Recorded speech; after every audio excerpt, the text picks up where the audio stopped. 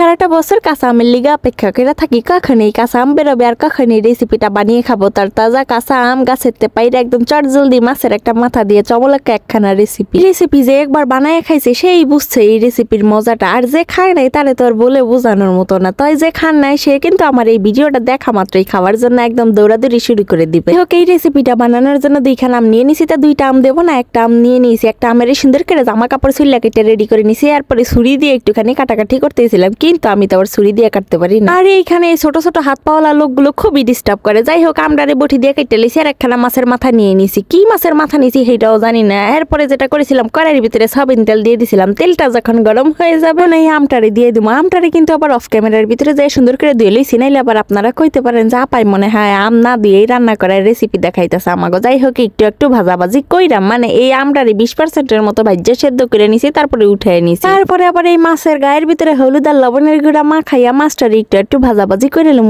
এইটা যে কি মাছের মাথা আমি জানি না, আপনারা নিশ্চয়ই জানেন। আপনারা আমার কমেন্টে কিন্তু জানাই দেবেন। আমি আবার মাছ খাই কিন্তু মাছের নাম জানি না। যাই হোক মাছের মাথাটারে উল্টে পাল্টায় কাইট করে চিত করে ভাজাভাজি করে লিছি। মাছের মাথাটারে উঠাইয়া তারপরে এখানে দিয়ে দিলাম কতগুলো পেঁয়াজ কুচি। এখন এই পেঁয়াজ গুলার একটু একটু বাদামি কালার করে ভাজাভাজি করবো, ও থুকু ব্রাউন কালার করে ভাজাভাজি করবো। এই পর্যায়ে আবার দিয়ে দেবো কতগুলো আস্ত জিরা। আপনারা চাইলে এখানে গুঁড়া জিরাও ব্যবহার করতে পারেন, কোনো ব্যাপার না। এখন আমার পেঁয়াজটা একটু একটু হালকা লাল লাল হয়ে আইছে। এখন এখানে আস্তে আস্তে বাদ বাকি মশলাগুলো অ্যাড করা শুরু করে দিব। প্রথমে এইখানে দিয়ে দেবো পরিমাণ মতো হলুদের গুঁড়া, তারপরে এখানে দিয়ে দেবো মেলাগুলো মরিচের গুঁড়া, কারণ এই রেসিপিটা একটু ঝাল ঝাল হইলে অনেক ভালো লাগে। তারপরে দিয়েছিলাম পরিমাণ মতো লবণের গুঁড়া আর পরিমাণ মতো ধনিয়ার গুঁড়া দিয়ে এখন সুন্দর করে মশলাটাকে একটু নাড়াচাড়া দিয়ে একটু ভাজাভাজি করবো। ও খোদা, আমি তো মনে করেন যে আদা রসুন বাটা দিতে ভুললেই গেছি গা। তারপরে তাড়াতাড়ি 2 চামচের মতো আদা রসুন বাটা দিয়ে দিলাম। দিয়ে এখন এই মশলাগুলোকে একটু ভাজা করে নেব। প্রায় 2-3 মিনিট এই তেলের ভিতরে ভাজা কইরা তারপরে এখানে পানি ব্যবহার করবো আর তারপরে এখানে পানি দিয়ে দিলাম। পানিটাকে দিয়ে এখন এই মশলাগুলোকে একদম ভালো করে কষিয়ে নেব। মশলা যত বেশি কষাইবেন রেসিপির স্বাদ তত বেশি বেড়ে যাবে, মানে তরকারির স্বাদ আর কি। এই হোক একটা পর্যায়ে দেখলাম কি চারিপাশেতে তেল উঠে গেছে, তখন সুন্দর করে সেই বুইত্তা মারা বড় মাছের মাথাটাকে দিয়ে দিলাম। দিয়ে এখন খুন্তি দিয়ে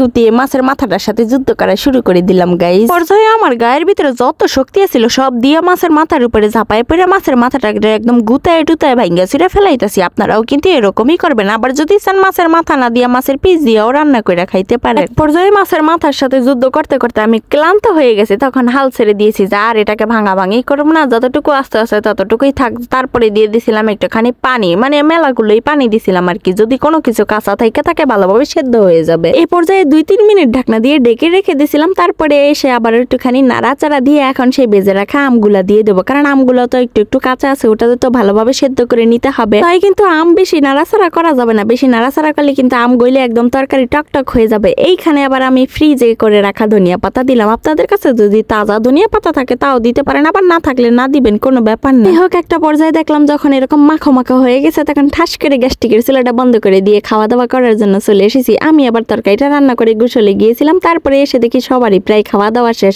কিন্তু মাছের বুইত্তা মারা মাথাটা আবার আমার জন্য মনে হয় রেখে দিয়েছে। আমি আর কি ওই মাথাটাই নিয়ে নিলাম। তারপরে 2 পিস আম নিয়ে নিলাম, একটু মশলা নিয়ে নিলাম, দিয়ে সুন্দর করে মাখাজোকা করে যখন গালে দিলাম গাইস, কি যে টেস্ট! এই তরকারিটার জন্য আমি সারাটা বছর অপেক্ষা করি। আপনারা কিন্তু রেসিপিটাকে বাসায় অবশ্যই ট্রাই করবেন। আমি শিওর আমার এই রেসিপি ফলো করে যদি আপনিও একদিন বাসার ভিতরে বানায় খান, আপনিও এই তরকারিটা খাওয়ার জন্য সারা বছর কাঁচা আমের লিগে অপেক্ষা করবেন। যাই হোক আজকের মতো খাইতে চলে যাচ্ছি। আল্লাহ হাফেজ। ভিডিওটা ভালো লাগলে লাইক কমেন্ট শেয়ার করতে ভুলবেন না।